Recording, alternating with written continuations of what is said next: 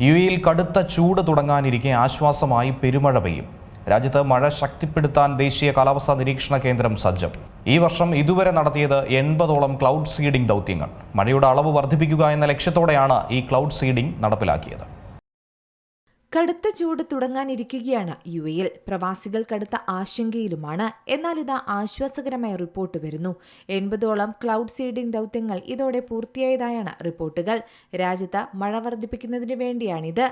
കൂടാതെ കനത്ത മഴയും വെള്ളപ്പൊക്കവും വന്നാൽ എങ്ങനെ അതിനെ നേരിടണം തുടങ്ങിയ കാര്യങ്ങളെക്കുറിച്ചും യുഎഇ ഭരണകൂടം കഴിഞ്ഞ ദിവസം റിപ്പോർട്ടുകൾ പുറത്തിറക്കിയിരുന്നു.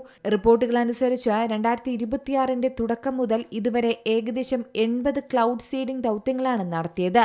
മഴയുടെ അളവ് വർദ്ധിപ്പിക്കുക എന്ന ലക്ഷ്യത്തോടെയാണ് ക്ലൗഡ് സീഡിംഗ് നടപ്പിലാക്കുക.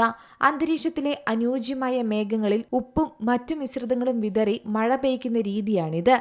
ഇതിന്റെ ഫലമായി ചിലയിടങ്ങളിൽ കനത്ത മഴയും മറ്റു ചിടങ്ങളിൽ നേരിയ മഴയും ലഭിക്കും.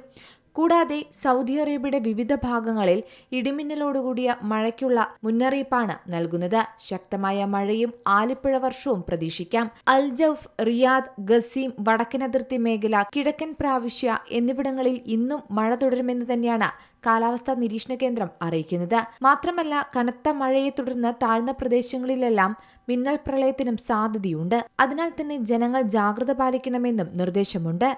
വിവിധ പ്രാവിശ്യകളിൽ ശക്തമായ പൊടിക്കാറ്റ് രൂപപ്പെടുമെന്നും കാലാവസ്ഥാ നിരീക്ഷണ കേന്ദ്രം ഇതിനൊപ്പം അറിയിക്കുന്നു. സുരക്ഷാ നിർദ്ദേശങ്ങൾ കർശനമായി പാലിക്കണമെന്നും അധികൃതർ അഭ്യർത്ഥിക്കുന്നു. News desk Zee Malayalam news. ഏറ്റവും പുതിയ വാർത്തകളും വിശേഷങ്ങളും വിരൽത്തുമ്പിലറിയാൻ സീ മലയാളം ന്യൂസ് എല്ലാ ഡിജിറ്റൽ പ്ലാറ്റ്ഫോമുകളിലും ലഭ്യം.